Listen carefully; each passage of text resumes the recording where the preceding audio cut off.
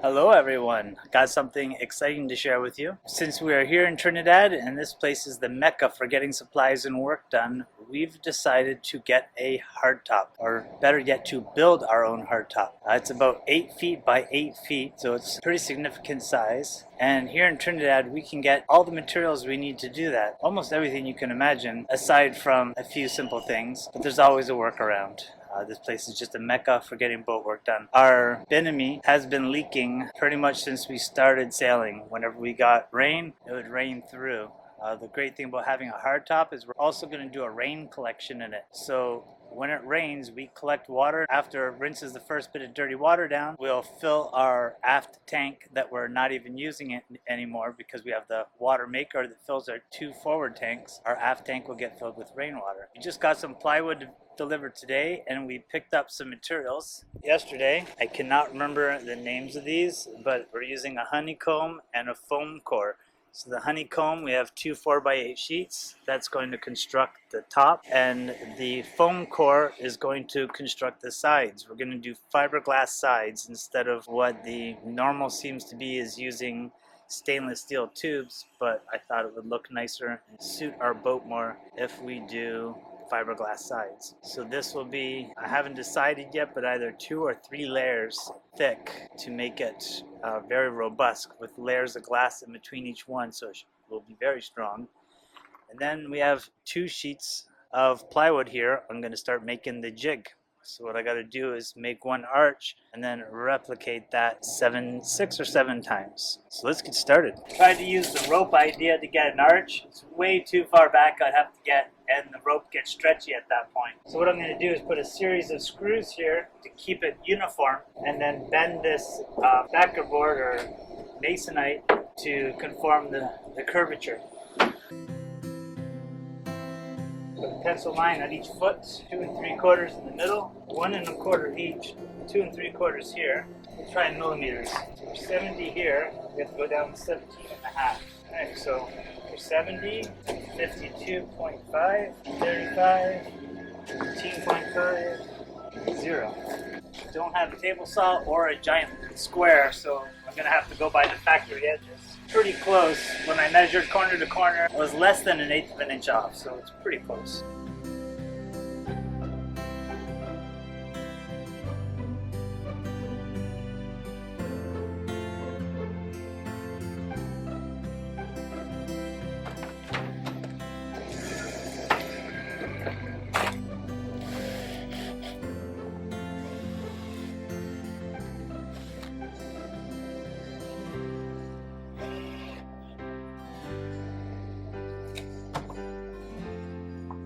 As you can see, this ended up more like a peaked roof. I'm going to look at plan B, maybe stretching out a tape measure, finding somewhere I can fix it, attach it to, and then swing it for an arch. See what I can do. Alright, I've got a solution. My neighbor loaned me a 100-foot tape measure because the string was too stretchy. And what I did was set it up here with 39 feet and then to a piece of scaffold, and that'll get me my arch. Now I'm going to lay out how I'm going to cut all these, because I don't have a table saw here, so it's using a straight edge and a mini circular saw I have.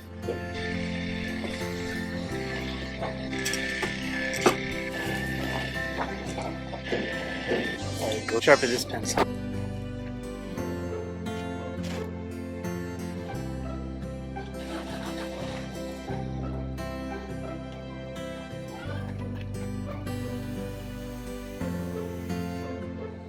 So that's going to be the curvature of our hardtop.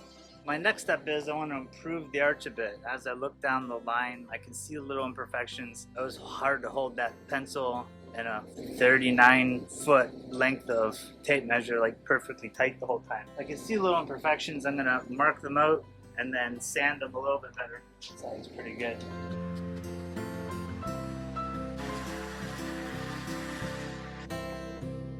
So now I'm going to cut my strip off by 1 rib. I'm going to attach a straight edge, 2 1/8 from the blade.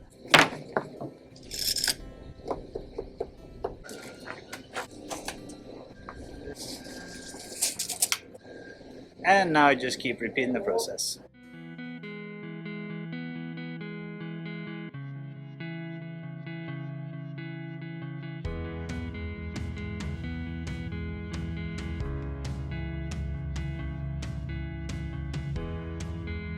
Right, so I've got 8 of these cut, not having very good straight edges. Working here in the yard with minimal tools, I was lucky enough to have what I got here, but not 100% happy with the outcome. Not sure exactly what went wrong here. Take a look for yourself. They're not very consistent. What I'm gonna do, oddly enough, I actually have an electric hand planer here. I'm gonna clean that up with a hand planer, and I think that'll turn out pretty good. Just gonna put it on a low setting so I don't take too much off, and take it from there. Everything is pencil lines and raggedy straight edges that I had to put like 6 screws in just to keep it straight. It's not a very straight edge, so I'll go grab that tool and clean it up a bit. Got my hand planer here. This one's been modified so it could be more aggressive. I used this when I used to do cabinetry. If you ever get one of these and you find you just can't take enough off, you can unscrew this, and there's like a cylinder there. It's been about 15 years ago that I did it, but there's a cylinder. You can grind that cylinder down, which prevents the table from coming up higher. You can get a really aggressive cut that way, and when you're on a time frame to get a job done.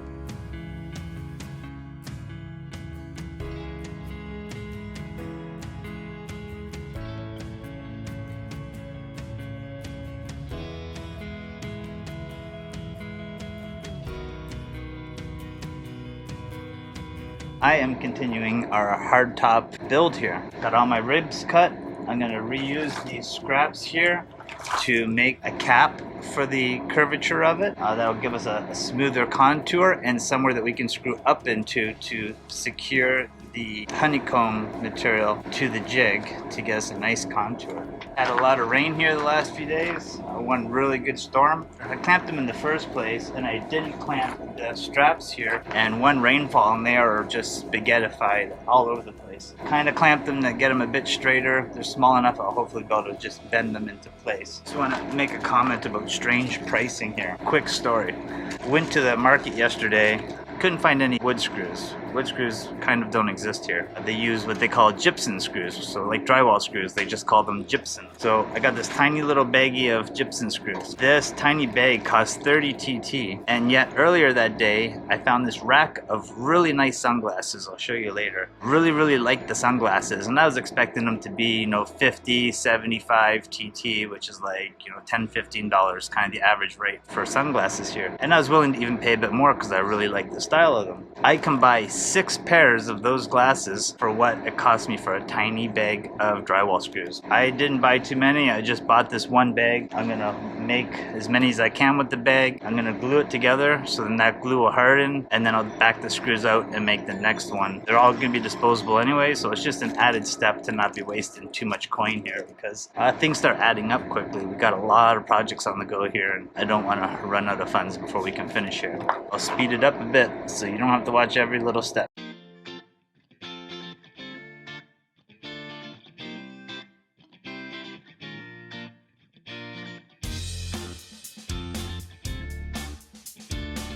That worked out well. This is the contour of our hardtop. This is going to rest like this, and I'm going to put screws up into the board to pull it down to take this shape. I think this worked out pretty well. I put lots of glue in there. I'm going to leave this in the sun to dry so I can just keep reusing the screws as I go. By the time I get to the end of the bag, I could probably start removing some of these.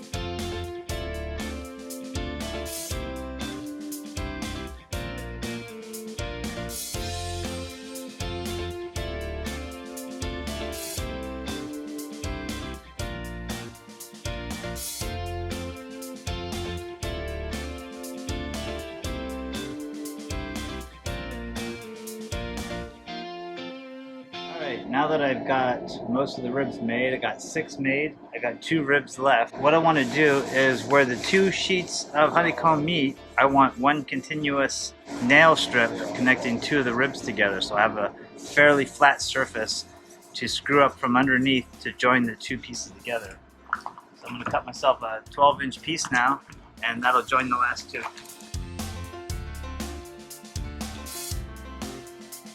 A lot easier if I had a table saw.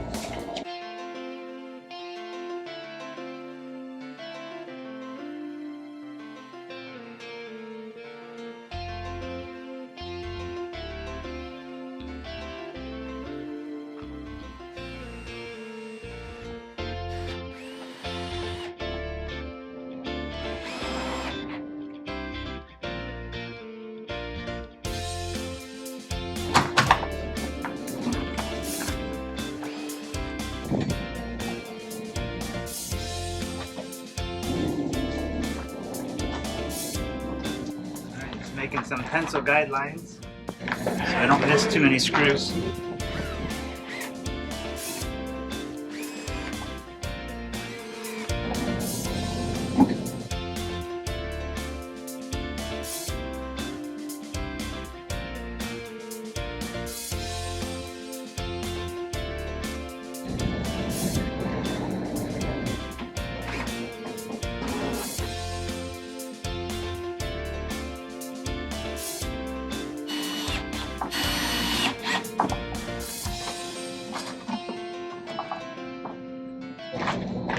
Just got to steal a few screws as I go.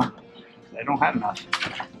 Alright, now I'm going to place some feet underneath here, which is going to sit on top of a 2x4 I bought to raise it up and keep them straight. And that way I have something I can shim or tighten down to adjust.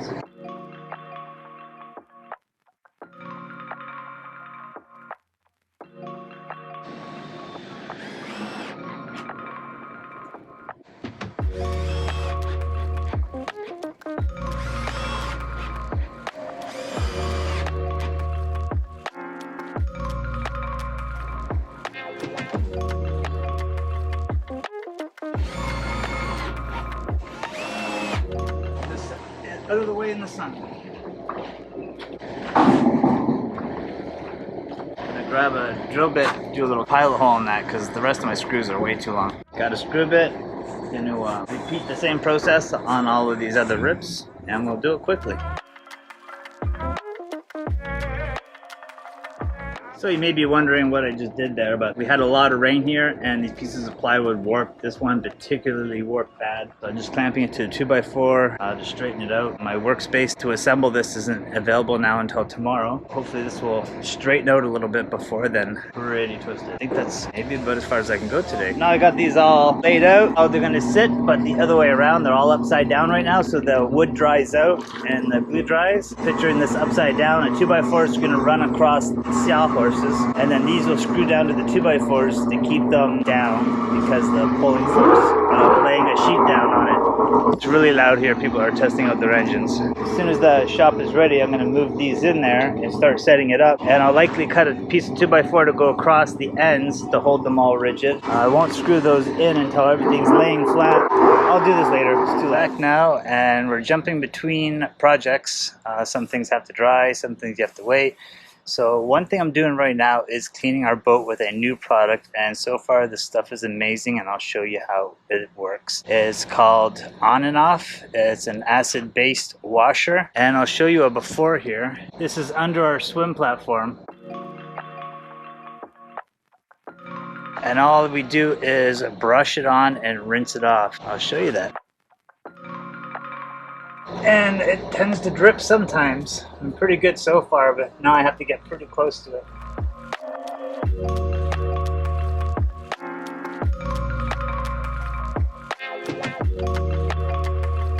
I'll rinse that section off just so you can see the difference.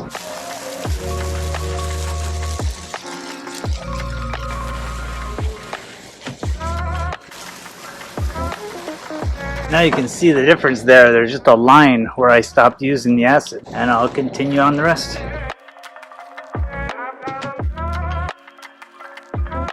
Hoping it doesn't do anything to our decals. I'm not going to worry too much about the blue paint. It didn't make much of a difference on my test. I'm just going to polish over those. I think what it does is it eats away at anything that's organic in there.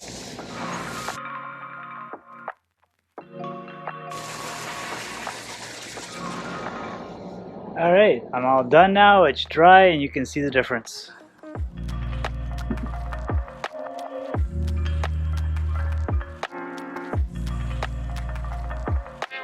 This stuff works great.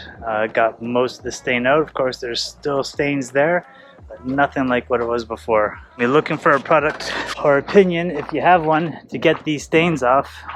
I tried using degreaser, thinking that it was the greasy waters from Luperon. Didn't really come off. Perhaps polishing will get it off. I'll be polishing anyways, but hoping to get it whiter before I even start polishing. We'll see what I find. Till next time. Today we should be getting our workspace so I can start assembling the jigs for this hardtop. So for now, what I want to do is template the shape of our cockpit. So what I plan to do is remove the Dodger and remove our console where our chart plotter is and actually lay the sheet down on top. I'd like to get a bit more than 8 feet, and I have 2 sheets. So some of the contour I'll be cutting off for the curvature I want to add to the end to make it just that little bit longer. But I don't know until I actually lay it up and see.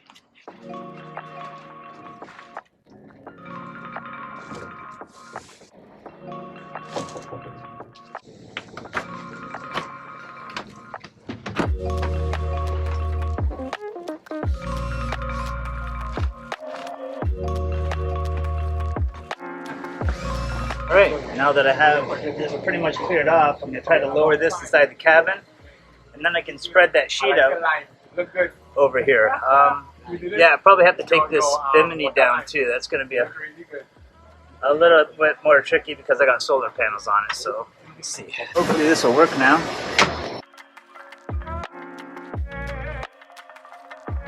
So what I want to do now is trace this out to get the shape of the boat. But I want it to be 12 inches longer than what I have for 2 sheets. I only have 2 sheets of this material. To save some money, I'm going to use the foam board that I have to do the last foot at the end. It won't make much difference because it's at the very front of the top. It's not going to carry much weight.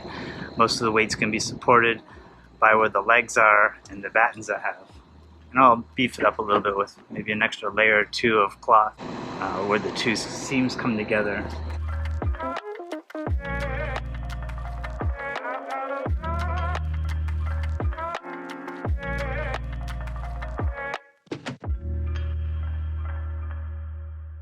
Now that I have this squared up where it needs to be, I think I can go ahead and trace this now.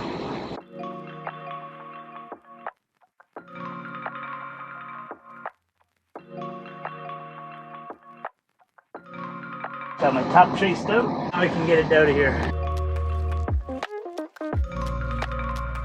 This is the contour. This is going forward. This is going to the back of the boat. But I'm going to be adding a 3/4 inch strip to this material. So this is going to have to start following the contour. So I'm going to make a series of dots here. I should use a pencil. I want a thinner line than that.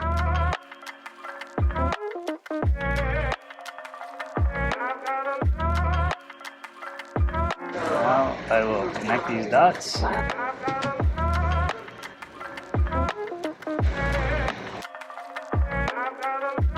Now I'm going to score it. That'll cut it through most of the way.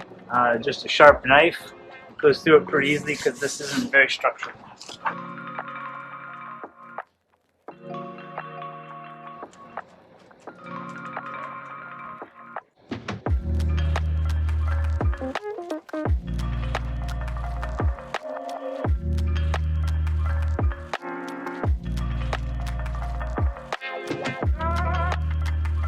Perfect.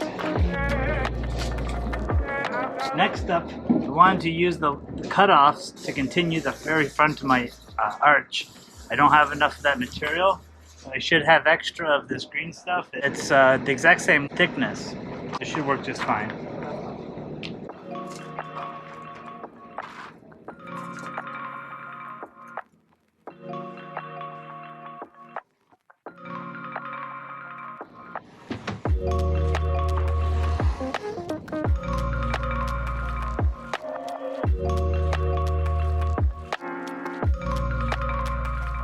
Now we can bring this upstairs. Now I'm able to trace this out and try and tape it into place.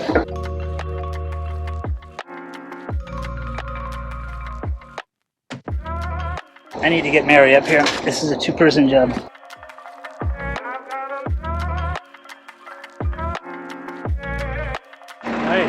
repeat that same process on here.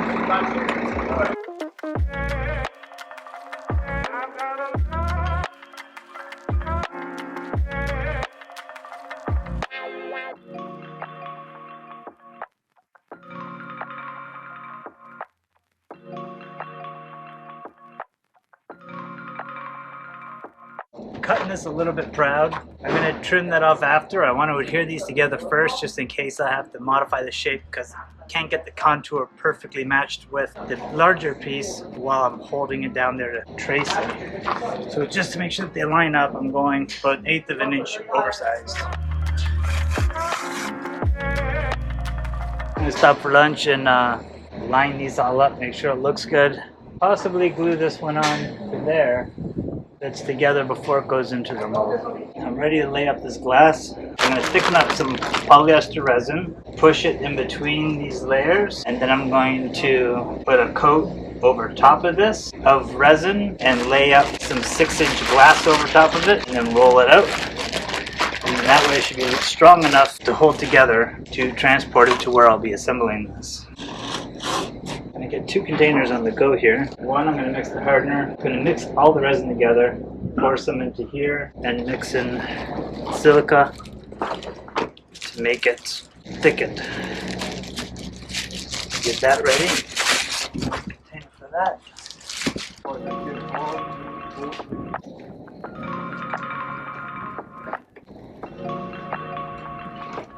200 on the nose. I hope that is not overkill. Stir it up good. A couple minutes. Here they have 2 different kinds of resin.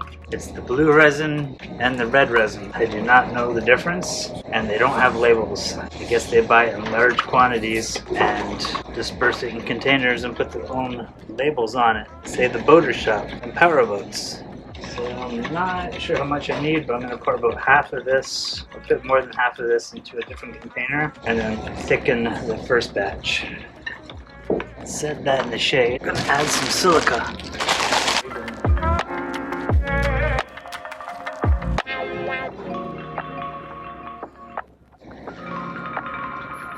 Got a real nice thick consistency here.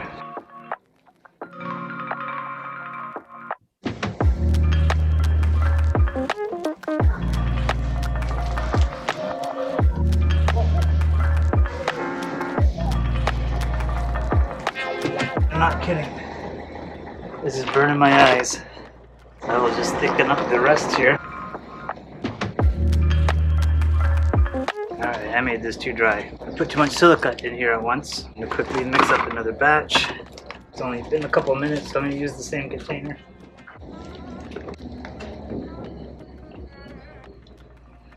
This is a learning experience. I'll be better each time I do it. I'll have to be doing an edge all the way around this for the drip edge or the rain collecting edge, which also works as a grab handle. So I'll be filling this the same way and then doing a strip of the foam raised up about 1 inch all the way around, so it'll be 1 3/4 inches on the sides.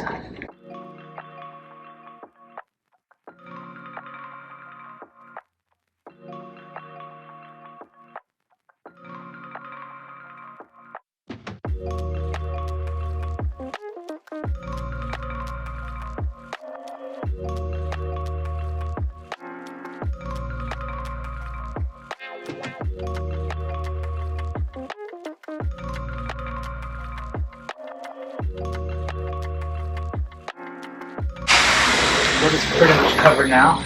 I didn't measure how much of this to use. I don't have the pencil here, but about 3 inches on either side.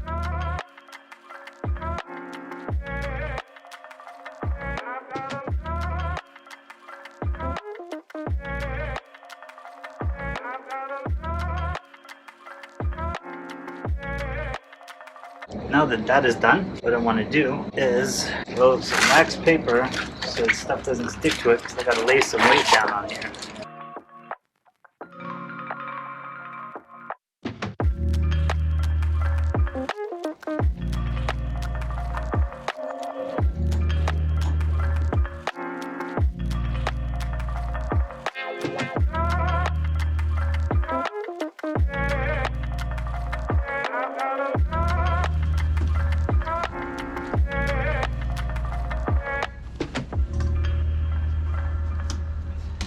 And there you have it. I'm gonna leave this overnight.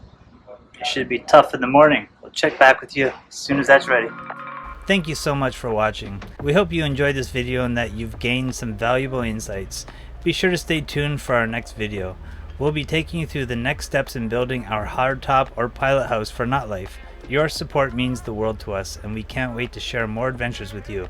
Until next time.